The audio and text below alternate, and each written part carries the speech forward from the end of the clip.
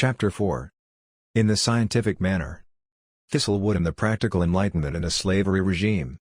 The Negroes of the French colonies are bound by the Penal Code, and judged according to criminal regulations. The Edict of 1685 regulates the punishment that their masters can inflict upon them, and establishes a kind of ration between offense and punishment, but that does not stop Negroes from dying daily in chains, or under the whip, from being starved, smothered, burned without ceremony. So much cruelty always remains unpunished, and those who exercise it are ordinarily scoundrels or persons born in the gutter of European cities. The vilest men are the most barbarous. Michel René Hilliard d'Obertoil, Considérations sur l'état présent de la colonie française de Saint-Domingue. A good natural philosopher. On May 12, 1768, Thistlewood was told disturbing news by Samuel Hayward, his closest friend. Hayward had seen a recent Kingston paper that related, as Thistlewood put it, that my dear friend Dr. Anthony Robinson is dead. Thistlewood was devastated. That night he could not sleep, being so much concerned about Dr. Robinson. The next morning, he walked out alone and wept bitterly. He pretended that he still continued usually as before, but Robinson's death was a great blow. In Robinson, Thistlewood had found a soulmate, someone living in the distant margins of empire that shared Thistlewood's passion for botany and horticulture. Robinson was the embodiment of the Enlightenment in the tropics, a good natural philosopher and the greatest botanist that ever was in Jamaica, his genius perfectly adapted to examining plants. Thistlewood poured out his heart in a long encomium to the most agreeable companion I was acquainted with. His entry of May 12, 1768 is one of the few passages in his diaries that reveal much about his motivations and ambitions. He had not seen Robinson for nearly 5 years and could hardly consider himself much more than an acquaintance. But when Robinson had briefly lived in the parish in 1761 and 1762, Thistlewood had established a bond with him. Robinson spent a good deal of his time in Egypt with me and I was never happier than in his company. He taught Thistlewood how to draw birds and plants in the scientific manner since he could draw life, plants or animals exceedingly well. Thistlewood responded enthusiastically, giving detailed descriptions of birds he had shot and plants he encountered, including a man-o'-war bird, a female carpenter coot, a flower off the bladder catima, and a flower off a sort-off water lily. The two men exchanged views about natural history. Robinson had been appointed by the governor on a salary of £200 to collect curiosities for the Royal Society and was very well read. He had Linnaeus almost by heart, and was well acquainted with the work of Sloane, Ratesby, Edwards, Hill, Miller, Gerard, Parkinson etc. Thus, when he told Thistlewood that Brown's History of Jamaica is a good performance, he having examined a great deal of plants etc. and compared them, Thistlewood was impressed enough to purchase, at considerable cost, Patrick Brown's 1754 Natural History of Jamaica. Robinson was more than just a friend. He was an intellectual companion. His inquiries were not for curiosity alone. He endeavored to search for such properties in plants as might render them serviceable to mankind. His scientific skills had not made him rich, despite being a favorite of two governors, Edward Long, and the two richest men in the island, Henry Dawkins and Charles Price. He had no great success on acquiring a fortune. Nevertheless, he died, according to Thistlewood, greatly admired and beloved. Thistlewood's lengthy tribute to Robinson is remarkable in two respects. First, it demonstrates his ambition to transform himself into a learned Enlightenment gentleman. Second, it suggests that Jamaica was not quite a cultural wasteland. Westmoreland Parish did not have the cultural riches of London, or even of the English provinces, but it was not entirely intellectually bereft. Planters read books, went to plays and musical events, and participated in a limited fashion in the great flowering of interest in science and nature that characterized the Enlightenment. Just as in provincial Britain, some residents of the most distant colonial frontiers sought to advance civilization and the civilizing impulse. A civilized place or a barbarous outpost? Yet Westmoreland was not a civilized place. Examples of cruelty abound in Thistlewood's diaries. Jamaicans were notorious for their savage punishment of slaves. As Charles Leslie noted in 1740, no country exceeds them in a barbarous treatment of slaves, or in the cruel methods they put them to death. The contrast between the progressive society that some white Jamaicans tried to create for themselves and the regressive and retributive society that existed for blacks was everywhere apparent. On the very day that Savannah Lamar became a free port, showing the extent to which it had established itself as a commercial community, which Scottish Enlightenment writers thought was the final passage in the natural development of society, a stout Negro man and resolute rebel was gibbeted alive in the square before the Long Stores. When Thistlewood first met Robinson in the spring of 1761, his parish was recovering from the aftermath of Tacky's revolt, and white fury against black rebels was being expressed in a series of sickening public displays of retribution. As Brian Edwards later wrote, it was thought necessary to make a few terrible examples of some of the most guilty of the captives. Over 100 rebels were executed, and perhaps 500 were transported off the island to Honduras. The ringleaders were gibbeted alive, such as Captain Forrest's Goliath and Davy, or, like Mr. Crawford's Tacky and Cardiff, condemned and burnt by a slow fire. William Groves Upongo or Wager, a remarkable man whom Thistlewood considered the king of the rebels, and Campbell Addison's Cuffy were condemned to hang in chains 3 days, then be took down and burned. 4 months after Thistlewood and Robinson amused themselves by drawing birds, plants etc., Thistlewood allowed one of Egypt's slaves to give witness against Talon's Quamina. He is to be hanged at the estate, his head cut off, and body burned. The death and mutilation of blacks were routine. In Savannah-la-Mar, the heads of hung or burned slaves were displayed on poles to remind others of the punishment of their crimes. Less than a fortnight after learning of Robinson's death, and while he was still grieving over the loss of my friend Dr. A.R., Thistlewood went to Savannah-la-Mar to post letters home and talk with the comptroller, also named Robinson, about Rose's plans. On the way home, he casually noted that they were hanging 2 rebel Negroes. Thistlewood was a brutal, sadistic master who controlled his slaves through the use of extreme violence and arbitrary and cruel tyranny. He demonstrated his power and toughness daily through acts of violence intended to humiliate as much as to punish. A favorite punishment in 1756 was what he called Derby's dose, in which a runaway slave was flogged, salt pickle, lime juice and bird pepper were rubbed into the open wounds, and then another slave defecated in his mouth. He was immediately put in a gag whilst his mouth was full and made to wear the gag for 4 or 5 hours. Another variation was to have a slave piss in his eyes and mouth, or to rub molasses on a runaway slave and expose him naked to the flies all day and to the mosquitoes all night, without fire. Floggings were routine and ferocious. 3 months after becoming an overseer, for example, Thistlewood gave old Titus 50 lashes for helping a runaway, and, after he confessed to have sought and eat with the runaway slave, Robin several times, gave him 100 more. For which piece of villainy? At Egypt, Thistlewood whipped a slave on average more than once a week. In 1756, he gave slaves 57 whippings, gagged 4 slaves without whipping them, and put 11 slaves in stocks overnight. Given that the slave population at Egypt was 60 adults in 1751, each slave, especially male slaves, who were punished more frequently than women, might expect to be physically punished at least once a year. Thistlewood's eagerness to participate in Enlightenment discourse and his willingness to treat his slaves savagely point to a contradiction that needs explaining.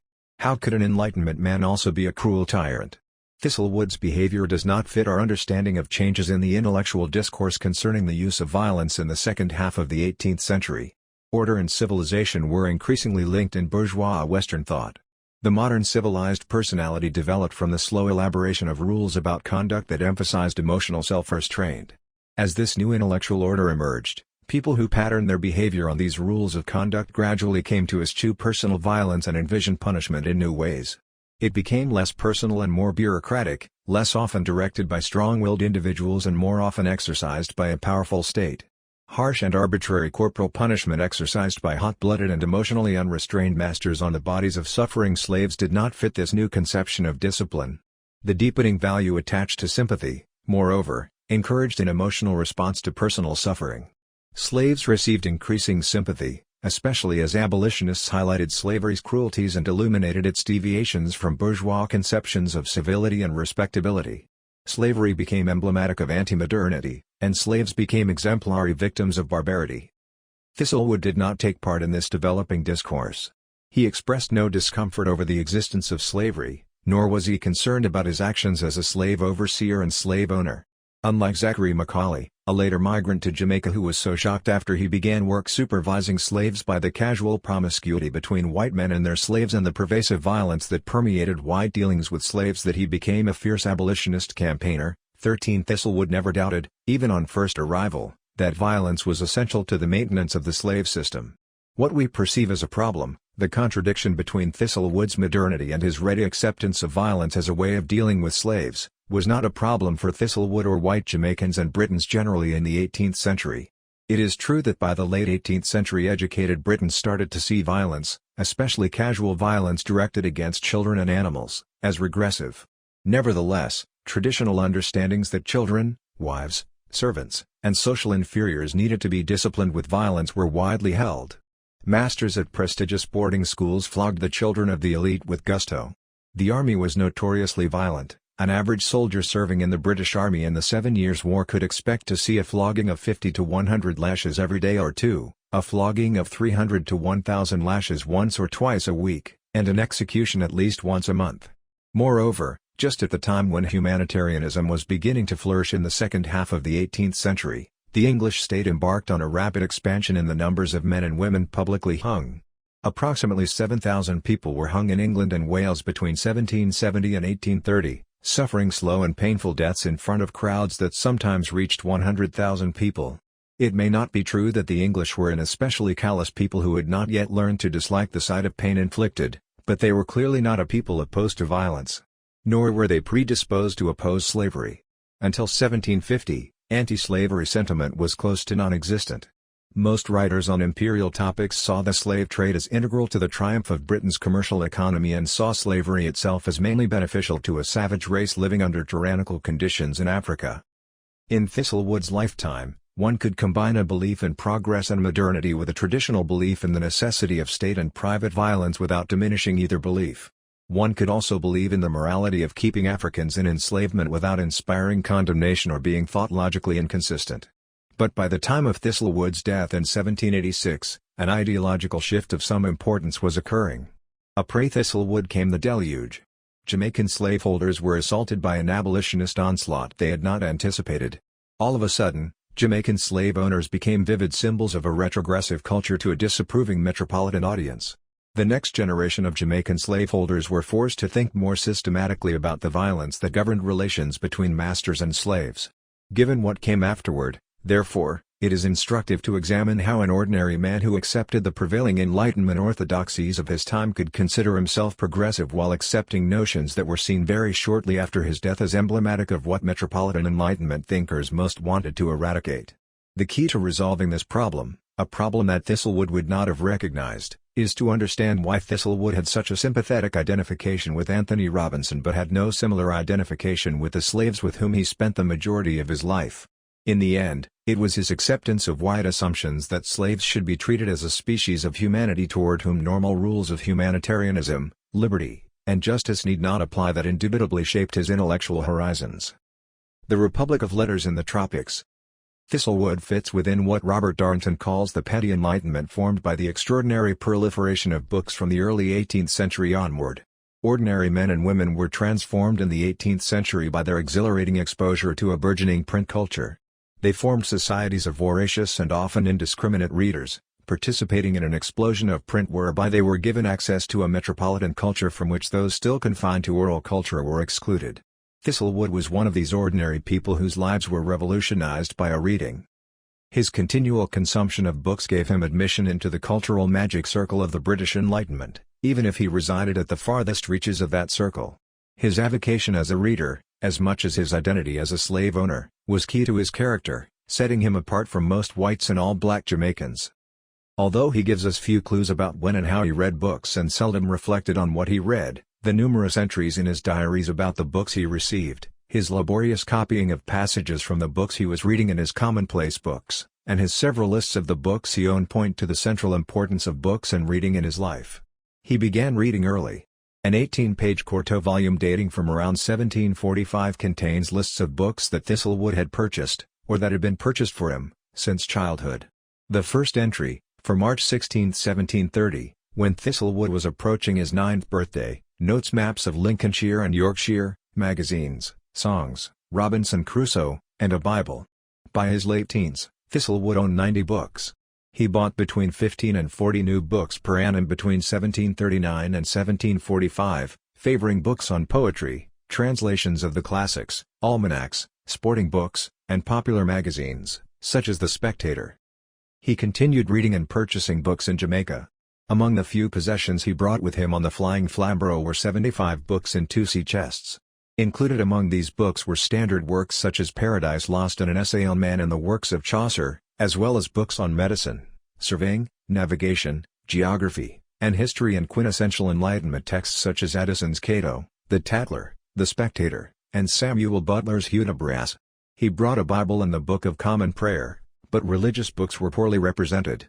He also took with him several risque books, such as Onaniah, or The Heinous Sin of Self-Pollution and Satan's Harvest Home, or The Present State of Whorecraft, Adultery, Fornication, Procuring, Pimping etc. These books formed the core of what was to become an impressive library, mostly bought from London suppliers, that at its peak in the late 1770s may have included over 1,000 volumes. The library was culled between the 1770s and his death by sale, by donation, and as a result of the devastation of the hurricane of 1780. In that year, Thistlewood threw away hundreds of ruined books, papers, maps, and documents and gave over 100 slightly damaged books to Hugh Wilson. Nevertheless, at his death in 1786, Thistlewood had built up his library again to 262 titles that were valued in his inventory at £163.50, including the collected works of Voltaire, which were valued at £25.11.23. It was not the largest or most impressive library in Jamaica. Nicholas Burke, for example, the legislator and author of the Privileges of the Island of Jamaica vindicated, 1765, a searing and learned defense of assembly privileges from executive incursion, left a library of 440 volumes at his death in 1771, but it was remarkable for a man of middling status. Almost all of Thistlewood's books were obtained from his merchant supplier, Henry Hewitt of Old Brompton Road, Kensington, London. Only occasionally did he purchase books in Jamaica. In 1756, for example, he bought the Laws of Jamaica for £4.75.26. Generally, however, he received a chest of books from London nearly every year. At the end of 1758, he listed the books he had received from Hewitt.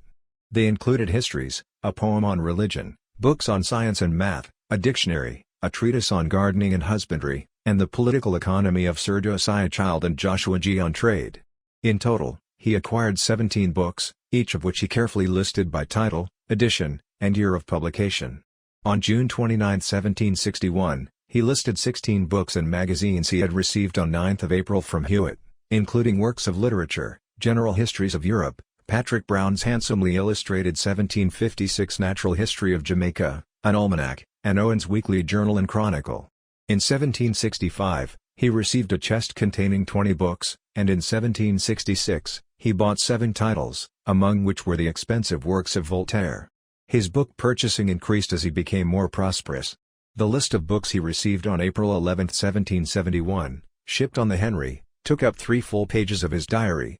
He noted on March 9, 1774 he had received, among other books, an account of Cook's voyages on the Endeavour, the Letters of Junius, and the art of planting and cultivating the vine.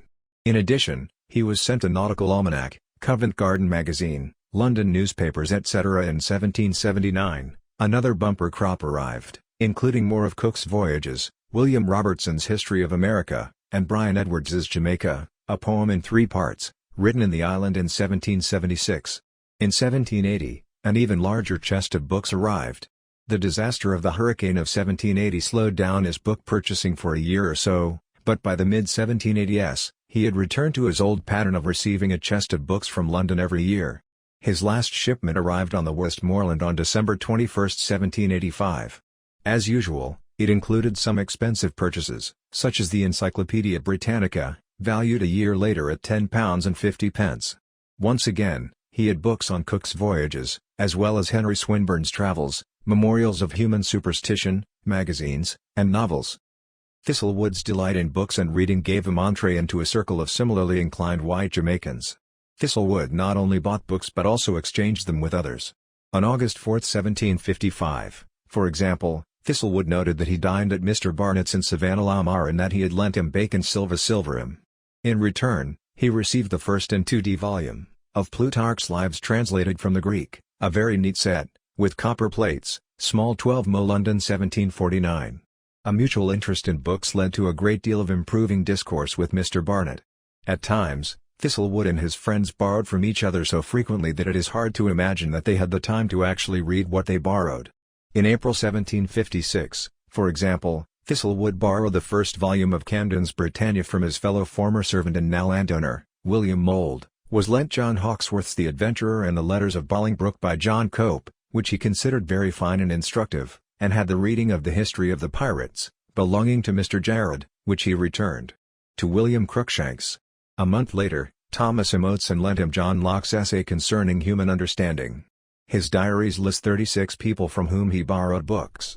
He occasionally borrowed books from wealthy planters, such as Cope and Nicholas Blake, and borrowed even more rarely from his social inferiors, such as an unnamed wheelwright on August 30, 1755.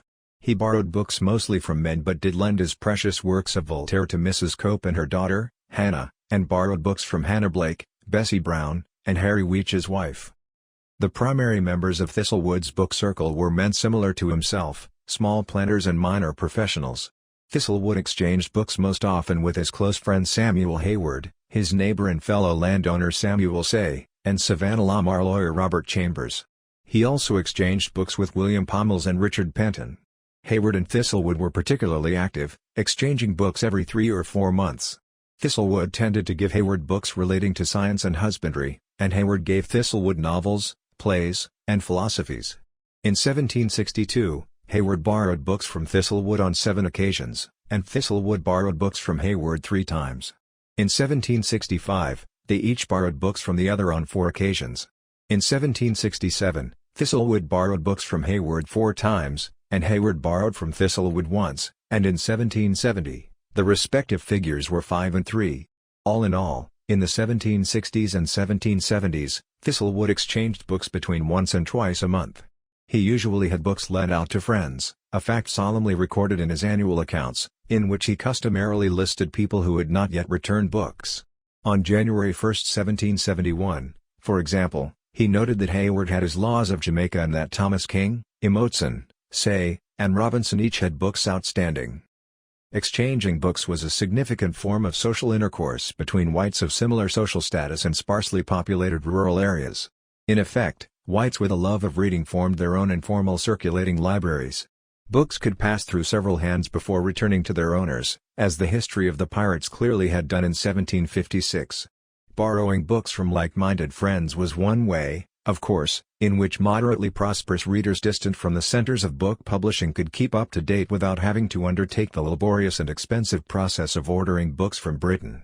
It was through books, especially those dealing with botany, that Thistlewood cemented his most intense friendships. Pommells recognized that a mutual love of reading had connected him with Thistlewood by leaving him in his will a parcel of books and sundry papers. Significantly, 3 of the men he exchanged books with regularly, Pommells, Hayward, and Say, made him executor of their estates. Thistlewood, however, provides little help in explaining the contexts within which white Jamaicans exchanged books. He was more concerned with listing books than with discussing them, both in his diaries and in his commonplace books. He recorded only 5 comments in his diaries about the quality of the works he read. 4 of these comments, moreover, concerned works relating to Jamaica, the only exception being his remarks on Bolingbroke's letters. In 1757, he related the views of his surveyor friend, William Wallace, about Charles Leslie's A New and Exact Account of Jamaica, published in 1740.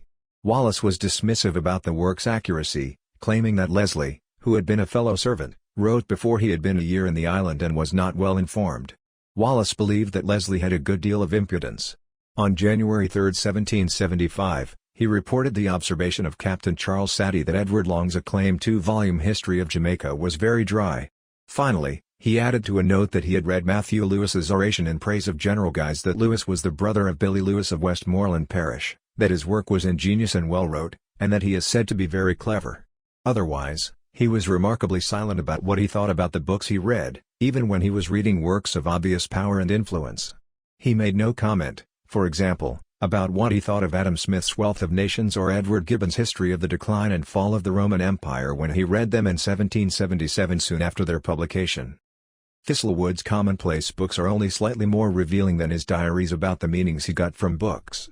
Unlike English contemporaries such as Anna Larpent, who not only recorded everything she read but also described how she read and what she thought about the books she read, Thistlewood merely listed the books he owned or had been given and transcribed passages, often lengthy, that struck him as interesting or noteworthy, almost always without accompanying comment. His only mention in his diaries of his reading habits merely states that on October 23, 1756 he stayed at home, transcribing out of Martin's Philosophy of Grammar. It was the book as object as much as the contents of the book that most impressed Thistlewood. He carefully noted the full details of publication of many of his books in his diaries and almost always included publication information with transcriptions in his commonplace books. His catalogue of his library suggests that he took great pleasure in arranging and rearranging his books, either by himself or with the assistance of his slaves. He also noted, in about 1 of every 30 entries, when someone praised a book that he owned. One of the first things he did when he moved to Breadnet Island in 1767 was to create a place to store his library. 2 days before taking possession of the pen and before any of his other belongings had been sent to his new dwelling, he carried my bookcase, in the bateau to the pen with the books in baskets upon negroes' heads. He immediately put up all safe, except Human Prudence, which Myrtilla let fall in the dirt by accident, but not much hurt. Books evidently meant a great deal to him, as did the presentation of his library. On September 6, 1777, for example, he noted that he had finished cleaning my library.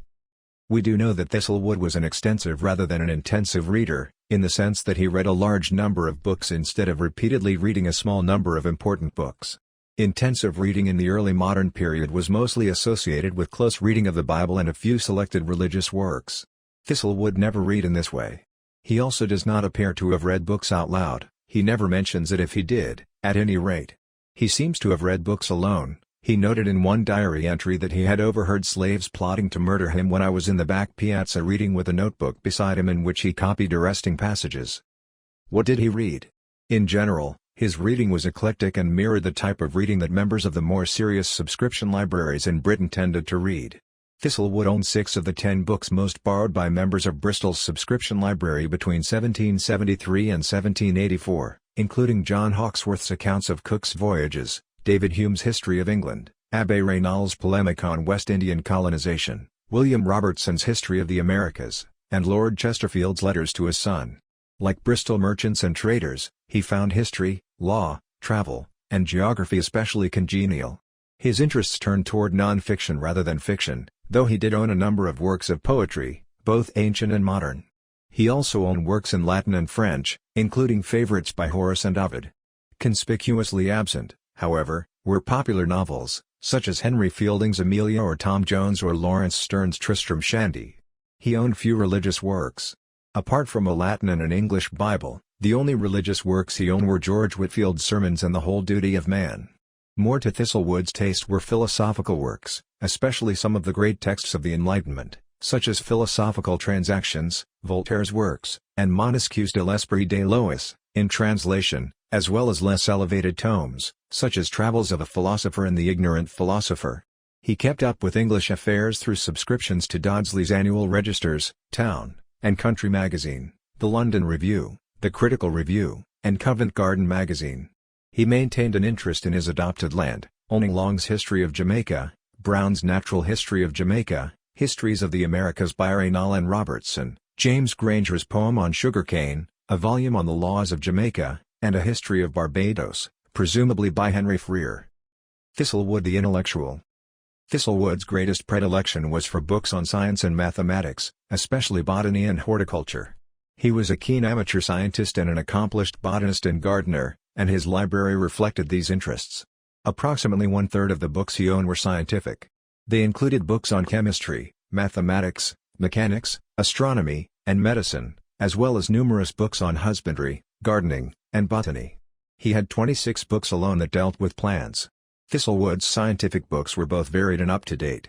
He owned, for example, Joseph Priestley's Experiments and Observations on Different Kinds of Air, 1774, and Benjamin Franklin's work on electricity. His commonplace books attest to his interest in science. His annotations on Franklin's experiments with electricity, for example, took up 9 pages of close text. He was a prolific reader, eclectic but sophisticated, and a serious reader, reading demanding major works.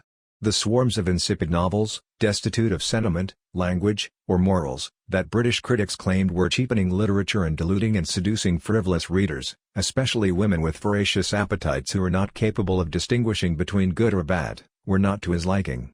An analysis of the books he borrowed and lent to others in 1777 and 1778 shows that Thistlewood and his friends read both widely and well. They read books destined to become lasting works of importance. Moreover, they kept up with the latest fashions, reading books that had created a stir in London not long after they were published there. Between December 1776 and January 1779, Thistlewood borrowed 20 books from friends and lent out 10 books. He also received his regular consignment of titles from Henry Hewitt on May 1, 1778 and spent a memorable afternoon at the house of wealthy planter and future historian of Jamaica, William Beckford, perusing his fine library and looking over many folio volumes of excellent plates of the ruin of Rome etc. The books he read were a mixture of classics, contemporary treatises, and practical guides to science and planting. He borrowed from Samuel Hayward the works of Machiavelli, as well as the works of the Restoration thinker and critic, Sir William Temple, and the Augustine art critic, Jonathan Richardson. In addition, he borrowed from Hayward in May 1778 a 1777 catalogue of English books, enabling him to keep up with the latest publishing trends, such as the works of the Scottish Enlightenment, which were of particular interest.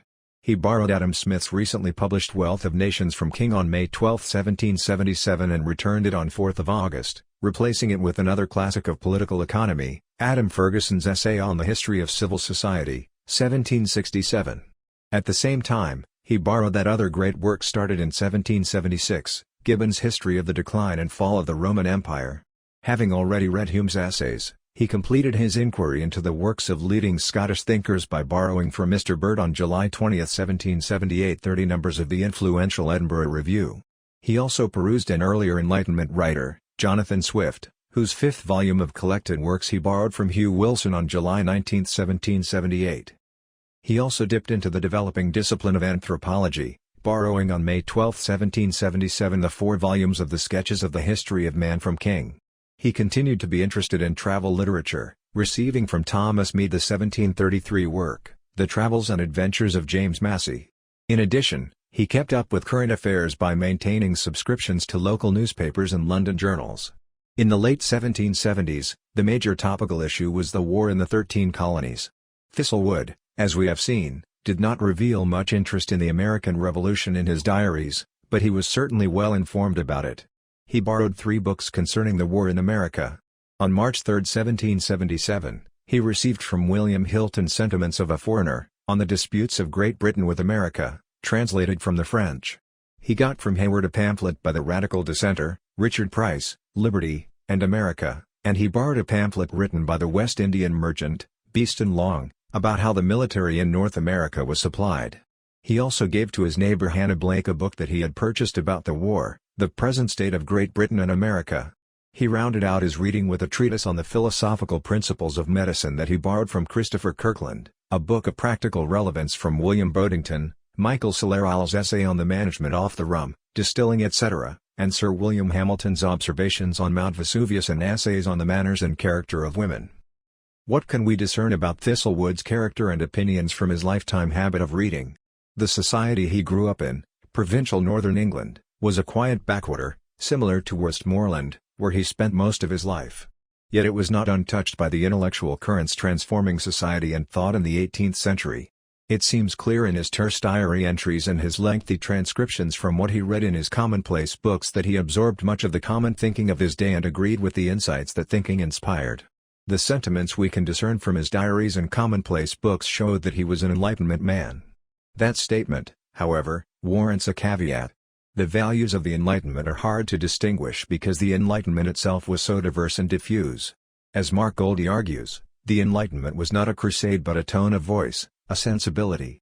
It was not a monolithic project but a pluralistic debate by a cluster of overlapping and interactive elites who shared a mission to modernize. Moreover, that mission to modernize came from below as well as above. The vulgar shared in the pragmatic and worldly quest to transform the world and emancipate its citizens. In a sense, it is a mistake to try to determine whether Thistlewood shared the values of the Enlightenment because Enlightenment values were so all-encompassing. To be a Briton in the middle of the 18th century was to be an Enlightenment person. Roy Porter summarizes the British Enlightenment as primarily the expression of new mental and moral values, new canons of taste, styles of sociability and views of human nature. It was the creed of pragmatic worldly modernizers, devoted to progress and the increase of both civility and civilization. A belief in the pursuit of happiness displaced the 17th century creed of Calvinism, be it through sensual gratification, the acquisition of wealth, or the increase in knowledge. Thistlewood shared, in his enthusiasm for science, his inattention to religion, and his methodical and rational approach to making money, Modernizers' faith that a benevolent and secular Newtonian universe allied with the development of commerce would lead to improved societies and greater individual happiness. Learning. At the lowest ebb. How did Thistlewood's intellectual ambition suit life in Jamaica? Was Jamaica a haven of the Enlightenment, or was it one of those outposts of empire that Bernard Bailyn has described as a ragged outer margin of a central world, a regressive, backward-looking diminishment of metropolitan accomplishment? Jamaica in the mid-18th century both resembled and differed from the bustling, dynamic, intellectually curious world of England. In some respects, Jamaica was similar to the great metropolis of London. Like London, Jamaica was oriented toward commerce and getting ahead. London, Joseph Addison said, was a kind of emporium for the whole earth, a shrine to consumption, luxury, ceaseless bustle, and naked ambition. Much the same was true for Jamaica. White Jamaicans were devoted, above all, to the main chance and displayed the kind of restless energy and active devotion to the making of a fortune that distinguished the citizens of London from other Britons. Jamaicans were notoriously avaricious and consumed by an aggrandizing self-interest. Their attachment to personal advantage made them behave almost like a parcel of men-eaters devouring one another, the greater eating up the lesser. Like Londoners, white Jamaicans were compulsively sociable, expansively extroverted in their behavior, and great attendees of balls, banquets, and concerts. They engaged in a dizzying round of visits to each other in the countryside and prided themselves above all on their hospitality, receiving in the most friendly manner those with whose character and circumstances they are often utterly unacquainted. It was a place, in short, where that exemplar of the practical Enlightenment, James Boswell, would have felt at home. He would have enjoyed the liberality and religious indifference of Jamaican planters, delighted in the abundance of drink and food that graced their tables, and been unable to contain his excitement at the ample opportunities for sexual encounters that were provided in an exploitative slave society. He may even have been tempted to agree with Long's view that white Jamaicans had so successfully imitated the manners of Europeans at every point that they now differed not much from their brethren at home, except in a greater profusion of dishes, a larger retinue of domestics, and in wearing more expensive clothes. Nevertheless, Jamaica was not London. It was not even provincial Britain. While Boswell might have gained in Jamaica in terms of sexual opportunity, conviviality, and the pursuit of pleasure allied with wealth, he would have lost the access to culture that residence in London afforded. Further, he would have been appalled at the indifference to education, learning, and the polite arts that the majority of white Jamaicans evinced. Even the patriotic Long admitted that there was little reason to expect that this little island will ever become the seat of philosophy.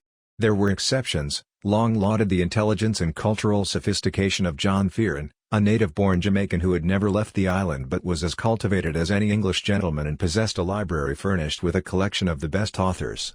But, in general, Jamaicans showed little love of learning, were naturally indolent, and devoted themselves more to the pursuit of sensuous pleasure, be it sexual or culinary, than to the disciplined acquisition of knowledge. Leslie was appalled when he visited in the 1730s at how little Jamaicans valued learning. Learning, he declaimed, was at the lowest ebb. He believed that there are indeed several gentlemen that are well acquainted with learning, but these are few. Most Jamaicans, he believed, have a greater affection for the modish vice of gaming than the belles lettres, and love a pack of cards better than the Bible. It was quite unpolite, he found, to talk of a Homer, or a Virgil, of a Tully, or a Demosthenes. Thus, Thistlewood can be distinguished from most white Jamaicans because he aspired to intellectual pursuits. Jamaica was not a propitious environment for cultivating the life of the mind, as all commentators agreed. Yet culture did exist in Jamaica. Its citizens included members of the Royal Society, the Dilettante Society, and the Royal College of Physicians. Spanish Town had an active theatre, a circulating library, a literary society, and an agricultural society. The first oratorio in the Americas was composed and performed in Jamaica in 1775. Thistlewood was unusual but not singular in his devotion to reading and his interest in science and horticulture. Science was popular in Europe's American colonies.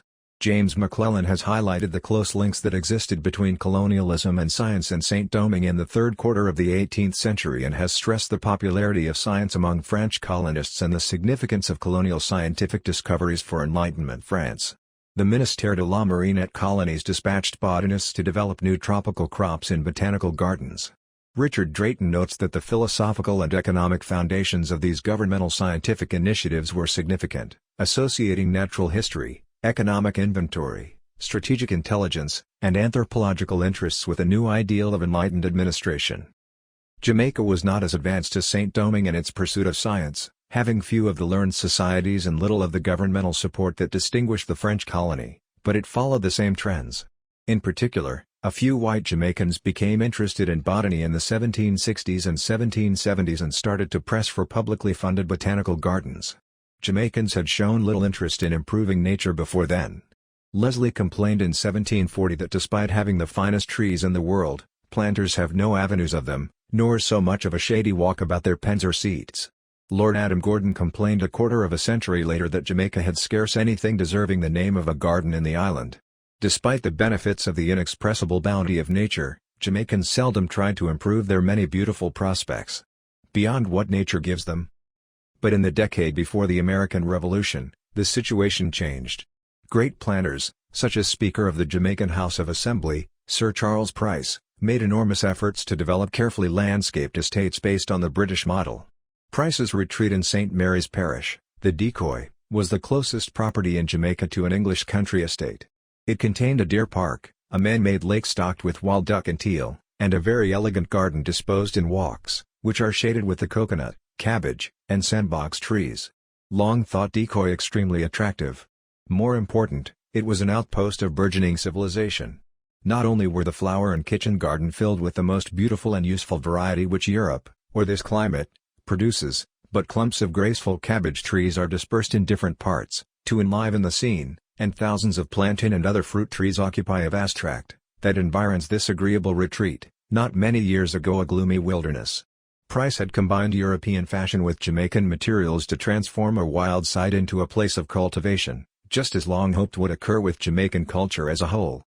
At the same time, the British government and the Jamaican Assembly produced measures designed to develop public gardens that might contribute to economic growth and aid in the transformation of Jamaica into an improved society. The 7 Years' War impelled quasi-public British scientific institutions, such as the Society of Arts, to create colonial botanical gardens as a means of discovering which Asian and African plants capable of agricultural production could be introduced into the West Indies. Beginning in 1762, the Society of Arts announced prizes for anyone who could form a garden in which plants, useful in medicine, and profitable as articles of commerce, might be propagated. 3 years later, a botanical garden was founded at St. Vincent, and in 1775, Hinton East and Matthew Wallen, both of whom had established private botanical gardens in the eastern Blue Mountains in the early 1770s, persuaded the Jamaican Assembly to create 2 botanical gardens and fund the salary of a full-time botanist. The Assembly set up a public garden at Bath in the parish of St. Thomas in the east. In 1794, it acquired East's magnificent garden, full of exotic plants and tended by 39 slaves, at Spring Garden in the mountains of Liguania at Gordon Town, in Upper St. Andrew Parish. Brian Edwards took these botanical initiatives as a symbol of Jamaican patriotism. East had emphasized in a 1784 report that he had introduced useful as well as ornamental plants into the garden and had reiterated that acquiring the breadfruit tree from the South Pacific would be useful for feeding slaves and would serve as a sign that an improving plantocracy was devoted to Enlightenment ideals. He concluded the first volume of his history with a lengthy appendix based on Arthur Broughton's Hortus Eastensis, which was a catalogue of 521 exotic plants in East's garden. Its placement there was not accidental. Edwards's major concern in his work was to validate West Indians as enlightened, morally sensitive, and valuable citizens of the British Empire against Adam Smith's fierce economic denunciation of the importance and efficiency of the sugar colonies and against the strictures of abolitionists about West Indians' moral character. Such claims were not unusual in an age when people were convinced that scientific advancement, agricultural improvement, and economic progress went together. If colonial gentlemen were interested in agriculture, especially horticulture, and science, then it might be possible to overlook their moral deficiencies. Even Gibbon, a leading skeptic of imperial ambitions, believed that Britain's pure and generous love of science and its diffusion of agricultural techniques to distant parts of the world were exceptions to the rule that empire was the handmaiden of avarice and cruelty. The advance of science in the colonies was evidence of the increase of the real wealth, the happiness and perhaps the virtue of the human race. An amateur scientist, Thistlewood was intensely interested in science, especially the sciences he could practice himself, botany, horticulture, and meteorology. He was well informed about these fields and about attempts made to advance scientific concerns. On January 10, 1775, for example, Thistlewood going home met Mr. Cope, who told me of a physic garden or botanical garden being established in Jamaica. That Matthew Wallen is one of the commissioners, that the King of Spain has given leave to collect seeds, trees, plants, etc. throughout his dominions. 6 years previously, he had reported that he heard Dr. Drummond of Blue Castle have purchased plants at Negril, that Mr. John Pulley Edwards has Baisney spray, and that Montague James Esquire is introducing the mango into this country. His friendship with Anthony Robinson has already been noted. After Robinson's death, he continued to find congenial friends with whom he could discuss scientific matters. In 1777, he showed off his garden to Thomas Robbins. While the two walked about the pasture, and examined the trees, plants etc., Robbins declared that he considered Dr. George Spence in Hanover to be the greatest botanist in the island. Thistlewood's scientific interests are clear from his inventory, which lists an impressive array of scientific instruments. He owned 2 telescopes and a convex eyeglass, including a large 4-foot refractory telescope worth £15. He possessed a microscope, a hydrometer, a hydrostatic balance, a magic lantern, Priestley's machine for impregnating water with fixed air, and a full array of math instruments, including instruments required for surveying. Some of these instruments he had made himself.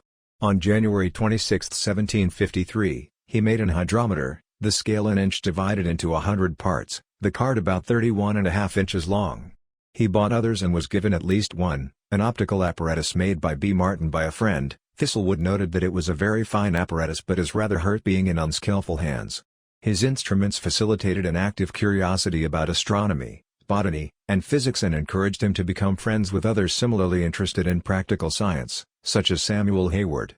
Thistlewood visited Hayward to view his new optical apparatus and electrical machine and was impressed by his 6-foot achromatic telescope, which he enviously described as better than mine, though not in proportion, as 6 guineas and a half is to 4 guineas. Hayward's telescope allowed him a good look at Jupiter, the Moon, and Saturn and its moons. 5 years later, however, he proudly boasted that his telescope beats that owned by Captain Arthur Forrest. On April 11, 1777, William Woolery, a local grandee, showed Thistlewood and some friends Cole's forcing pump, a very ingenious machine and easily worked, cost £30 sterling. A year later, Mr. Moore visited and showed me a perspective glass, the glasses of his own grinding, which he does very neatly, and in 1779, Moore again showed me a small binocular prospect glass of his own construction that Thistlewood declared ingenious and that gave a very good view. Thistlewood and Moore examined the night sky with it, seeing Saturn's ring in his 4th satellite. Thistlewood delighted in seeing stars and especially comets. In 1759 and 1769, he observed comets passing above Jamaica and described them minutely in his diary. On April 30, 1759, he stated, "The comet resplendent tonight," and noted that it was about 50 degrees high in the south. Before 8 p.m. 2 weeks later, it was 60 degrees high in the southwest. It was probably Halley's comet, which had arrived in England on Christmas Eve, 1758. The comet that blazed across the sky in 1769 was described with even more enthusiasm. Between 31 August and September 16, 1769, Thistlewood made numerous notations about the comet's shape, color, and trajectory. A year later, he sent a scheme of the comet orbit of 1769 to his brother in Lincolnshire. In 1777, he described in his diary an equally rare event, an eclipse of the moon. Astronomy was a popular pastime for educated Englishmen in the 18th century. An erudite gentleman of means might be expected to own a telescope in George and Britain. Even more popular were aspects of science that could be most easily seen as utilitarian, engines of natural progress, and means whereby pragmatic improvement could be made, especially anything involving agriculture and improvements science could make in agricultural production. Moreover, it was only outside the physical sciences that amateurs such as Thistlewood could make a name for themselves. Thistlewood attempted to achieve renown in 2 areas in which professional skill was not required and empirical observation and the application of extensive industry were most important. He was a collector and list maker by inclination, so it was natural that he would attempt to collect information about the world around him. Plants and the weather were obvious choices for investigation. As early as 1752, he began a weather journal, noting each day the strength and direction of the winds and the conditions of the atmosphere, including thunderstorms, rain, and extraordinary meteorological events. He kept these records in the same systematic way he kept his diaries until his death in 1786. As an employee at Egypt Plantation, he indulged his interest in trees and plants by importing seeds from Henry Hewitt in Britain and expanded his interest in gardening when he moved to Breadnet Island, Penn in 1767. By the 1770s, his garden had become a showpiece. The garden had an economic purpose, providing Thistlewood with a small proportion of his income every year. More important, it was an arena in which he could demonstrate to the world at large his talents as an amateur botanist and show that he was one of the leading horticulturalists in 18th-century Jamaica. Thistlewood the gardener. That his gardening was undertaken for more than economic reasons is clear from Thistlewood's correspondence with Edward Long, preserved in Long's papers at the British Library. Having seen inserted in the history of Jamaica the quantity of rain that I had observed fall in 1761 at Egypt, which imagine was communicated by my worthy friend Dr. Anthony Robinson, in 1776 he summoned up the courage to write to Long, his social and intellectual superior. In a very long letter, he explained that he had allowed Richard Panton, a Savannah Lamar physician engaged in a work on the diseases of the country, to make a copy of Thistlewood's Weather Journal. Panton had died just before setting sail to Britain and consequently these copies became useless. Thistlewood resolved to send them to Long, after adding to them the general account of rainfall and since the beginning of 1761, and some other small matters, assuring Long that the observations were made with all care and exactness. On June 12, 1776, he noted in his diary that he delivered to Captain Richardson's care, a parcel to Edward Long Esquire London, containing a journal of the weather from the beginning of 1770 to the 7th instant inclusive in quantity of rainfall, heights of the rain and also a general account of rainfall and since the beginning of 1761. The material sent was copious, amounting to 127 pages, of which 112 were meteorological observations and a summary of annual rainfall.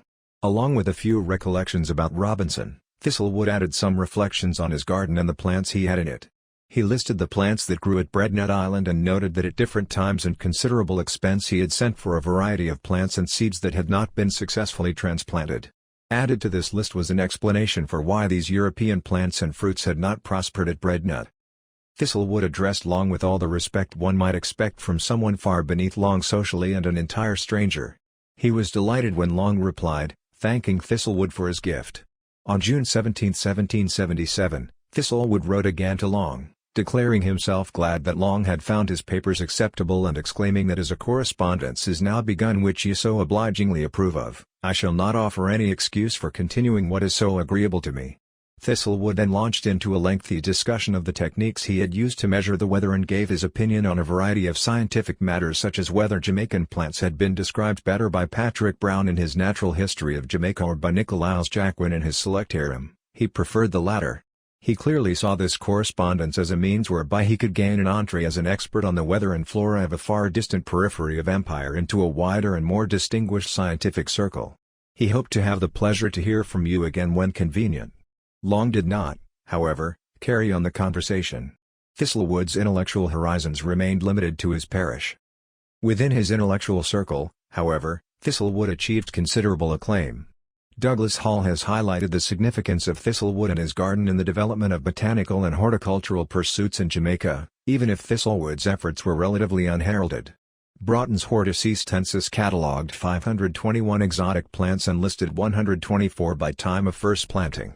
Thistlewood is not listed as an importer of plants to Jamaica, but of the plants dated by first importation in the Horticensis, Thistlewood recorded in his diaries an earlier planting in 78 cases. In 1762, for example, he noted, I have now a white narcissus in full flower in the garden, this is probably the first that ever flowered in the garden.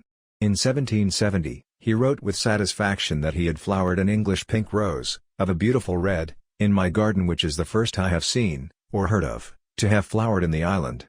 The plant is flourishing and will have many flowers. Perhaps his most notable innovation was to plant asparagus, with the help of Francis Scott, a gardener from Hexham in Northumberland. After an initial planting in April 1771, Scott supervised Thistlewood and his slaves in planting 12 asparagus beds in August 1771, each 40 feet long and 4 feet broad and heavily dunged. By the early 1770s, Thistlewood was recognized in his district as a skilled and knowledgeable horticulturalist. Gardening made him money, but more important, it allowed him to flatter people by giving gifts of his produce. On May 7, 1775, for example, he sent to Mrs. Vassall some asparagus and flowers while he sent Mr. Richard Vassall an account of plants growing in my garden, May 1, 1775.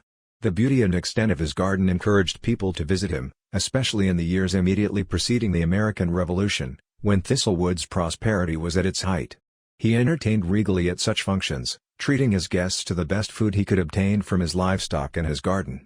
On March 15, 1775, for example, he entertained John Cope, Richard Vassall, and William Blake and fed them homegrown mutton and broccoli, carrots and asparagus, as well as fruit from his orchard.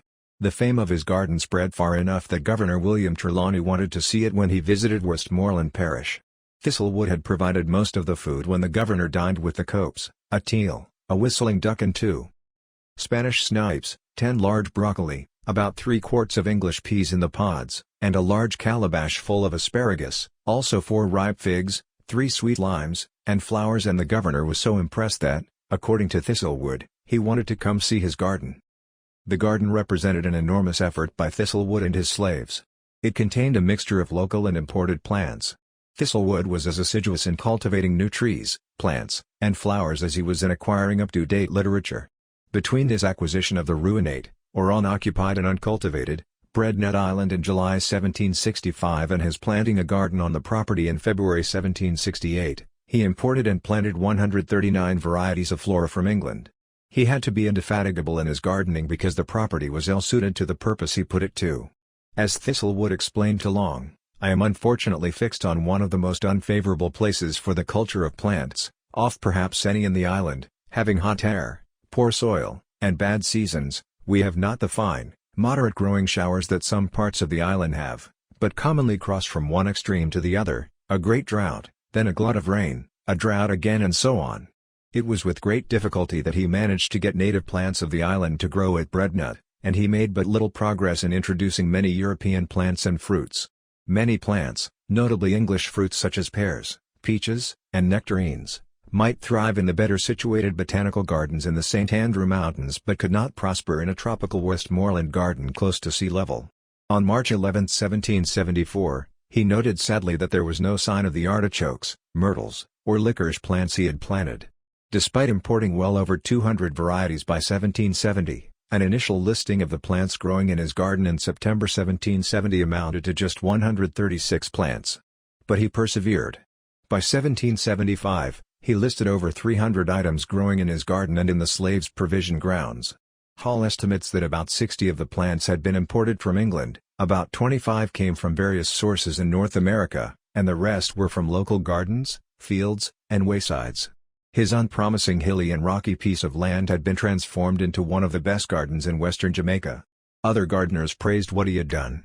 William Pommells, for example, declared that Thistlewood's indigo was the best he has ever seen made in the island, and is equal to Guatemala indigo.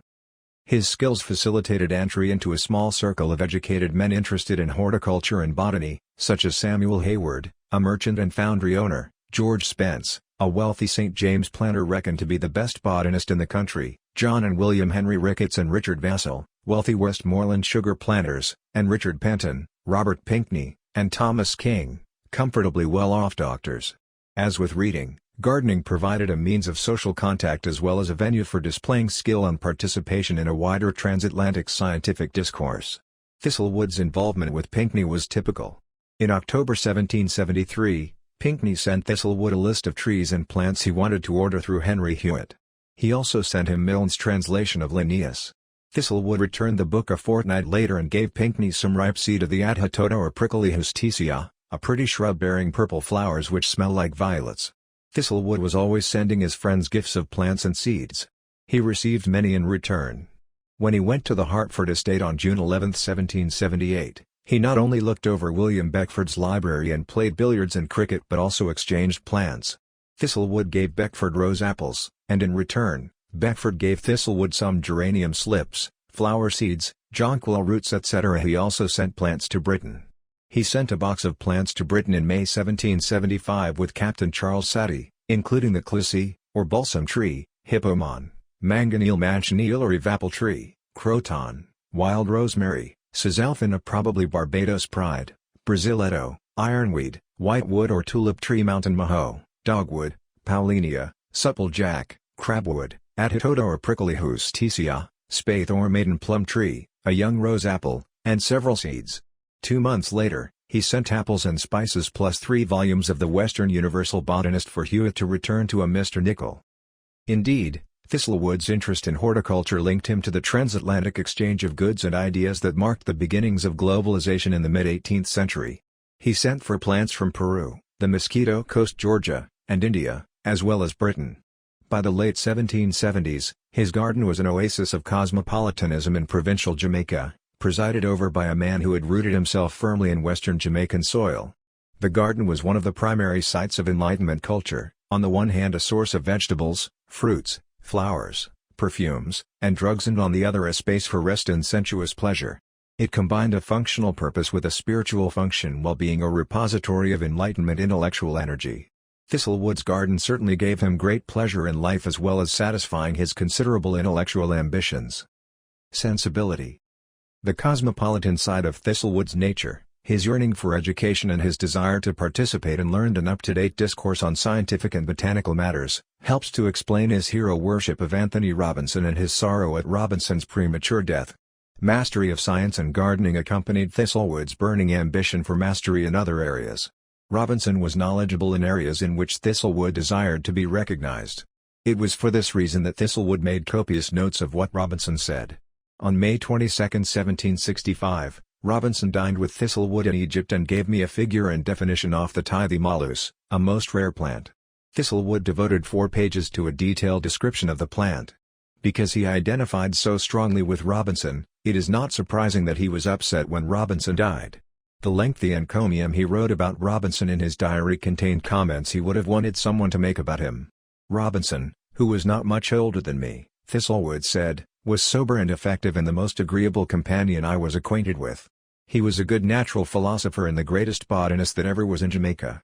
In short, Thistlewood lamented, I was never happier than in his company. Years later, Thistlewood still mourned his loss. He included in his package to Long a copy of an elegy published in the St. Iago Intelligencer commemorating his beloved friend. Thistlewood commended the author as one possessed of a great share of the benevolent and amiable qualities he has so well described in Robinson and praised the elegy as a most exact and true portrait of this worthy man. Indeed, the poem, he felt, was deserving of being included among our best collections of poems. In his reaction to Robinson's death, Thistlewood exhibited the feelings one associates with the culture of sensibility that was a conspicuous feature of 18th century life. His response was far from stoic, it demonstrated that he had a sensibility of heart that fit a man for being easily moved and for readily catching, as if by infection, any passion. Thistlewood shed abundant tears for his friend, showing himself to be a man of sensibility and a man capable of sympathetic identification with another. Nothing could be more representative of his times than sensibility, rooted in the scientific understanding of the nervous system as the trigger of both thought and feeling, which encouraged the expression of emotions and instinctual passion. Sensibility led to sympathy, or an emotional engagement with others. Sympathy was a key Enlightenment concept. David Hume, following from Locke notions of associational psychology and the theories of philosophers such as Berkeley, Butler, and Hutcheson, who believed that being human was based on man's innate capacity for sympathy, even argued that nature's great resemblance among all human creatures led to people imbued with sympathetic feelings toward others who could feel unhappy about injustice or misfortune even when the injustice is so distant from us, as no way to affect our interest. What Hume realized was expressed better by Adam Smith, who saw that imaginative projection was the vehicle through which sympathy, or compassion with the situation of others, was released. How selfish soever man may be supposed, there are evidently some principles in his nature, which interest him in the fortune of others. Of this kind is pity or compassion, the emotion which we feel for the misery of others, when we see it, or are made to conceive it in a very lively manner. Nevertheless, Thistlewood had no sympathetic identification with the majority of people with whom he passed his life. We have already seen his indifference to the deaths of slaves convicted of capital crimes. He was also capable of mind-boggling savagery towards slaves who committed what he deemed offenses. He seldom expressed strong emotions when his slaves died, even if he had spent considerable time in their company. He noted dispassionately the deaths of many slaves, seldom adding to the recognition of their deaths any appreciation of their particular human qualities. Typical was his reaction to the death of Cambridge, a slave on the Egypt estate who had been found dead in a morass by 2 other slaves. Thistlewood commented, "The cattle boys say they heard him holler last night, but thought it had been canoe men in the river. Imagine he was murdered by runaways who, it seems, threatened to murder him the last time he was run away if he did not leave them," wrote an account to Mr. Cope, per Prince. No expression of regret for Cambridge's death or expostulation against the enormity of the crime committed against the slave accompanied Thistlewood's diary entry. The next day, Cambridge was buried without ceremony. Thistlewood was no more emotional when his own slaves died. Syphax was the first slave he owned who died. Bought on April 29, 1765, he died a year later. Thistlewood made no comment save that Syphax had been long ailing. Will was the next to die. Bought at the end of 1761, he died on August 7, 1767. All Thistlewood had to say was that Will died about breakfast time this morning. Sent Cudjoe and Solon to bury him. Thistlewood was no more communicative when Johnny died in 1770, although Johnny had been the second slave Thistlewood had purchased and had lived with him for 12 years. Johnny's fellow slaves were upset and buried him with ceremony, putting on a play for him in the evening, but Thistlewood only noted that Johnny died of a flux. The only slave that Thistlewood owned whose death elicited any sympathy was Chubb, who died in 1775. The day after relating that Chubb had died at 8 o'clock after having been very ill indeed, Thistlewood noted that at night the Negroes buried poor Chubb. I gave them a bottle of rum. In part, Thistlewood's indifference to his slaves' deaths reflected white Jamaicans' fatalism or even levity toward death, which arose from living in a society with a high mortality rate. Because the deaths of family and friends, let alone slaves, were so frequent, white Jamaicans did not often allow death to distract them from their everyday business. Thistlewood's indifference to slaves' deaths was also a result of his exposure to the harsh realities of Jamaican slavery. White's lack of concern for slaves, even in death, initially shocked Thistlewood. On May 12, 1751, he confided to his diary, "In the afternoon Mimber, a fine Negro woman, was buried today. Like a dog. She died yesterday." Burying slaves without ceremony was part of a white man's acculturation process. Yet it is noticeable that no slave's death occasioned in Thistlewood even a measure of the grief that overwhelmed him when his nephew died in 1765, when his son died in 1780, or after the deaths of his closest friends, James Crawford in 1750, Anthony Robinson in 1768, and Samuel Hayward in 1781.78. He not only never expressed doubts about the rightness of slavery but also barely acknowledged that most Afro-Jamaicans suffered under that condition. His only recognition that slaves might not have enjoyed enslavement came in 1757 when he was separated from his partner, Phoeba, after taking a position as overseer of the Kendall estate. He related that Kwashi, a slave from Egypt who visited him bearing gifts of a turtle and 18 crabs from Phoeba, told him that Phoeba is sick, for which I am really very sorry. He added, in the sole occasion in his lengthy diaries when he showed a degree of sympathetic identification with a slave, "Poor girl, I pity her, she is in miserable slavery." Thistlewood and slavery.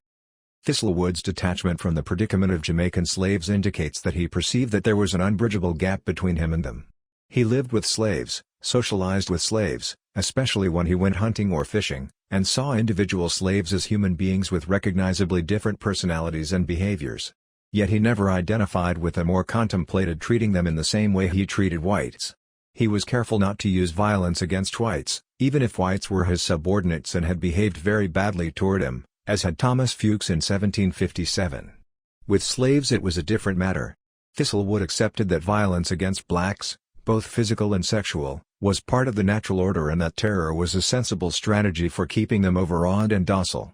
Even though the race and status of slaves were not a reason for not treating them as rational beings, their condition as slaves was unalterable. They were not like whites, who should be treated as parts of his family, but alien creatures, excluded from polite discourse. It is difficult to explain Thistlewood's views about blacks because he so clearly felt that slavery was natural and inevitable that he seldom concerned himself with reflecting on its morality or on what slaves felt about slavery or about being African. As far as can be discerned, Thistlewood believed slavery to be normative and Africans to be natural slaves. They were slaves because they fell outside the social contract that secured individual rights, a blessing reserved for European insiders. Thistlewood never questioned the right of white dominance.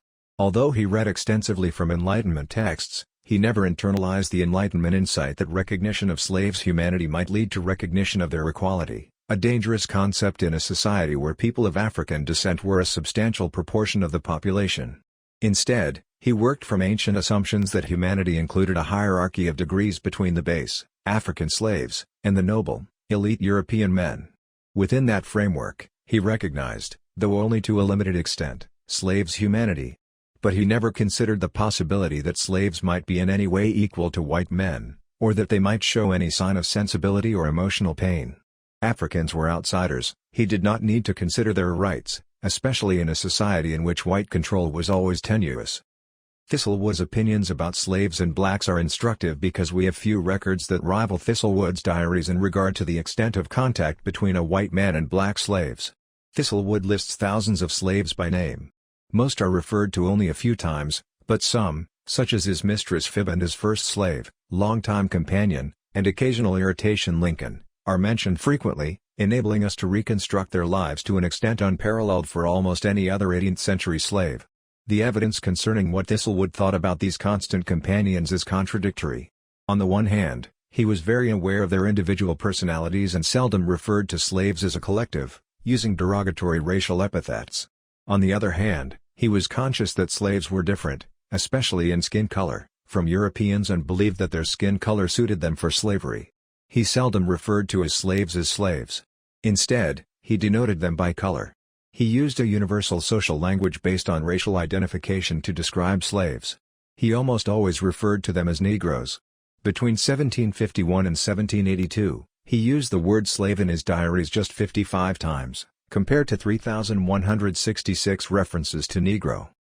Thistlewood was no stranger to Africans or to slavery when he arrived in Jamaica. His position as a supercargo on a worldwide trip had exposed him to Indians, African slaves in Bahia, and Africa itself at the Cape of Good Hope. He undoubtedly had also come across portrayals of Africa and Africans in books and plays. Thistlewood gives little clue as to what he thought of Africans when he first came to Jamaica, but if he was a typical Englishman of his age, he would have grown up with a highly unfavorable image of them. Drawing on earlier Iberian notions of Africans as culturally inferior and marked by their race as savages and idolaters with subhuman, bestial characteristics, the English stigmatized blacks as wild men, beasts, and savages. Although the explicit biologically based racism of the late 18th and early 19th centuries was absent, the sheer accumulation of derogatory references to Africans in the 17th and 18th centuries indicates that the belief that sub-Saharan Africans were uniquely deficient in color, character, and culture was widespread. Enslavement entrenched such attitudes further and encouraged observers to confirm Africans' bestiality. Both Richard Ligon and Hans Sloane, influential 17th-century commentators on Barbados and Jamaica, respectively, compared Africans to beasts. These writers noted that African women's breasts hang down below their navels and were lank, like those of goats, while Ligon compared slaves who were wrestling to two cocks, with heads as low as their hips. Nevertheless, attitudes toward Africans were not as negative as they would become in the late 18th century. Long was entirely dismissive of Africans' capacities. Africans were void of genius, without a system of morality. Their barbarity to their children debases their nature even below that of brutes, he opined, and they were idle, proud, lazy, deceitful, thievish, addicted to all kinds of lust, incestuous, savage, cruel, and vindictive, devourers of human flesh, and quaffers of human blood, inconstant, base and cowardly. Earlier observers were prepared to credit Africans with having some positive qualities, even within a discourse that was generally negative about African capacities. Unlike Long, Ligon and other 17th and early to mid-18th century commentators granted that African women could be physically attractive. When Ligon saw a black woman for the first time, he thought she had the greatest beauty and majesty together, that I ever saw in one woman. Of course, such imagery was self-serving, allowing white men full license for sexual opportunity, but it still betokened a discourse around race, or rather around culture, in which there was some scope for black individuality. James Knight and Charles Leslie, both of whom wrote histories, one unpublished, one published, of Jamaica in the 1740s, had a more nuanced and balanced appreciation of African character than did Long, whose view of Africans was so hostile that he speculated that they belonged to a different genus than did Europeans.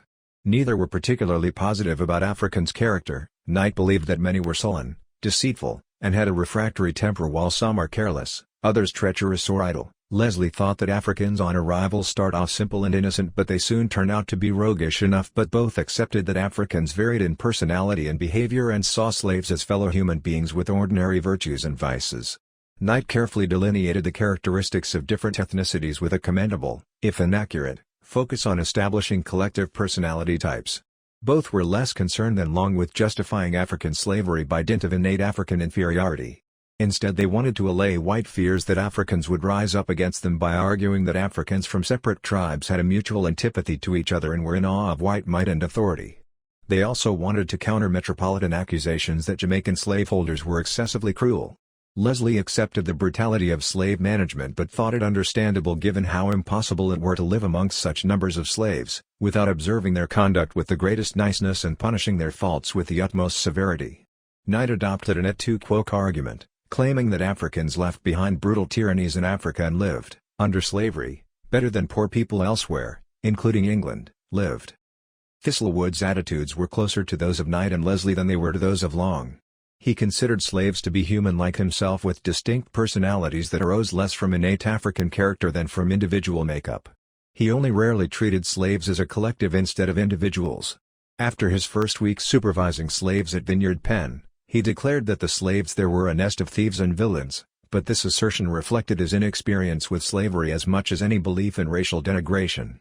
The assertion, moreover, was exceptional. Thereafter he hardly ever lumped slaves together in such a fashion. One of the remarkable features of his diaries is the extent to which slaves emerge as fully rounded individuals. He was not slow to assign pejorative epithets to slaves when they did things that annoyed him, as they did frequently, but these epithets were generally exasperated responses to individual behavior rather than expressions betraying racial stereotyping. Thistlewood often lambasted, for example, the behavior of his longest-serving slave, Lincoln. He described Lincoln as headstrong, roguish, incorrigible, lazy and impudent, and untrustworthy. Yet Thistlewood's actions belied his harsh words. He deployed Lincoln as a fisherman and hunter, with access to firearms, and invited him to accompany him on hunting expeditions. He installed him in positions of responsibility, such as that of a driver. He trusted him to take messages to other plantations. He gave Lincoln larger rations and presents when he was pleased with what he had done. Lincoln is portrayed in the diaries as a complex, if flawed, human being. Slaves' faults arose from human frailty rather than imbecility. Thistlewood did not see blacks as biologically different or inferior in capacity to whites. They were human, as he was, even if their color and condition disqualified them from membership in civil society. Nevertheless, although Thistlewood was able to recognize and act on slave individuality, he did not consider blacks to be equal to whites. Africans may not have belonged to a different genus than did Europeans, but they were distinctly inferior humans whose claims to justice did not have to be given the same respect as those of whites. Consciously or subconsciously, he placed blacks in a separate category from whites, treating them as outsiders to whom little consideration needed to be expended. Thistlewood showed little interest in either Africa or Africans, remarkable given his general intellectual curiosity and his close proximity over 37 years to large numbers of Africans. Even when he first arrived in Jamaica, he seldom commented on African practices, unusual though most of them would have seemed to a man raised in Lincolnshire. He did, out of curiosity, go to see slaves dancing and playing African music in his first months in Jamaica and learned from Africans both local lore and African tales. But most of Thistlewood's references to cultural borrowings from Africa came in the first years in Jamaica when he was still struck by the novelty of his surroundings. They also came when he was a novice at interpreting slave behavior. From the perspective of scholars interested in the transmission of African culture to the Americas, Thistlewood's diaries are disappointingly thin on African habits and customs.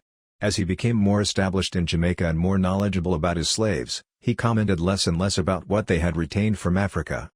When he did comment on Africans, however, his remarks were invariably negative.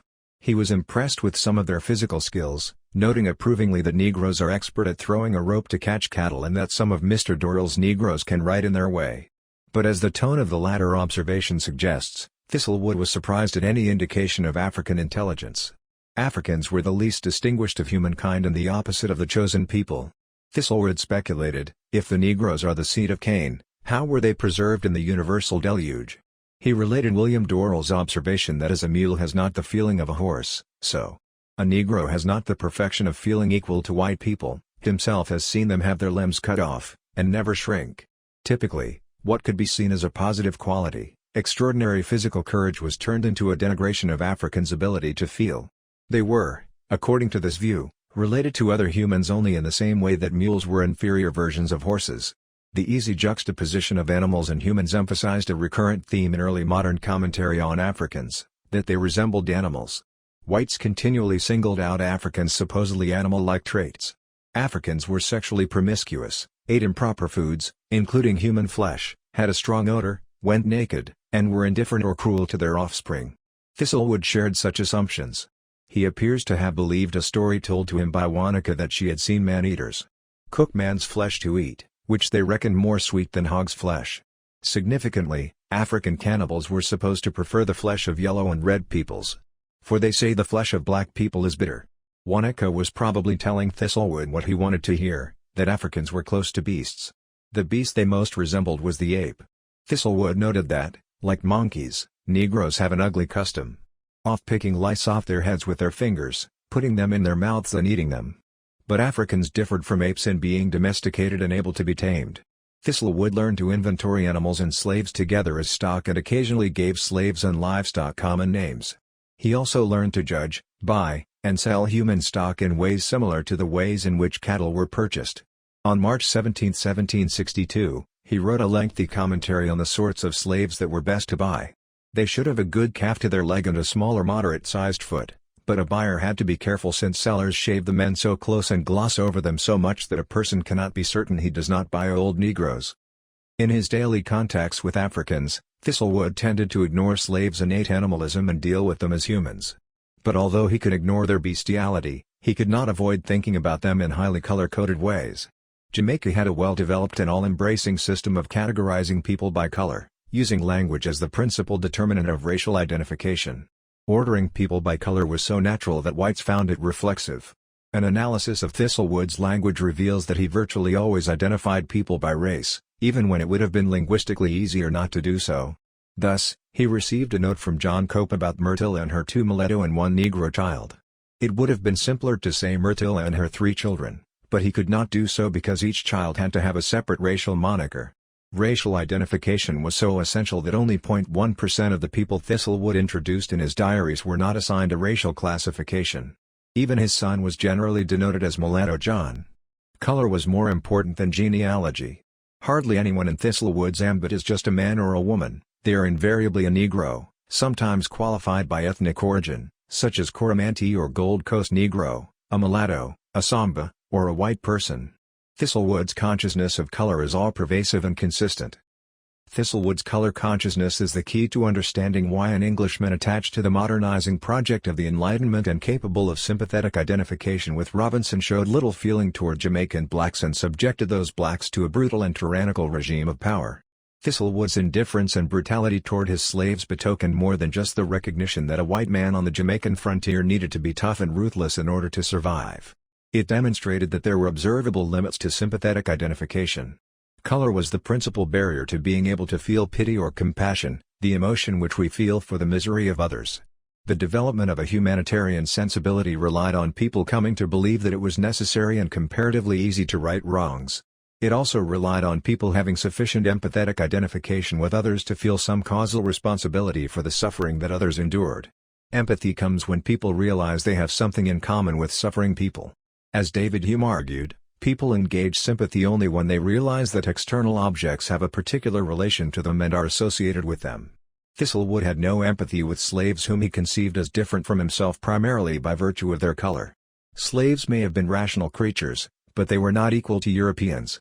Identification depended on a fantasy of like social standing, which Thistlewood did not have toward slaves but which he did have toward Robinson. He was in certain respects a man of feeling and a typical Enlightenment man, but he limited the range of his feelings, placing blacks outside the boundaries of his concern. If he had lived longer, he might have been forced to modify his views. The rise of abolitionism and the advent of sympathetic responses to slave suffering would force slaveholders to confront, in ways Thistlewood did not have to do, the question of how civilized people could be indifferent